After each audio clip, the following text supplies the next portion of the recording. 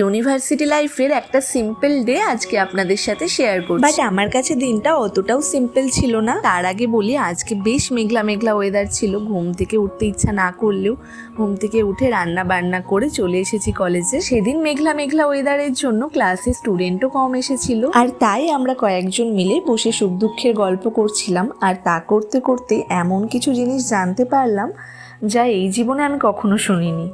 আমার এই white T shirt পরা বান্ধবীটা ব্যাগে কি কি নিয়ে ঘোরে সেটা আগে দেখে নিই। ও ব্যাগে সবসময় লঙ্কার গুঁড়ো আর ছুরি সাথে রাখে। আমরা তো ফার্স্টে ভেবেছিলাম নিজের সেফটির জন্য এগুলো ক্যারি করে। ও যে এগুলো কি কারণে ক্যারি করে সেটা আমাদের কল্পনাতেও আসেনি। আর ছুরিটা হাতে পেয়ে তো মৌলির রিয়াকশনটা দেখার মতন ছিল। এই বান্ধবী হলো আমাদের ডিপার্টমেন্টের ফার্স্ট সেমিস্টার টপার। পড়াশোনায় ওর জীবনে সবকিছু। এবার ও যতটা নাম্বার আশা করেছে ততটা নাম্বার যদিও না পায় তাহলেও সুইসাইড করবে, তাই জন্যই ব্যাগে এগুলো নিয়ে ঘুরে বেড়ায়।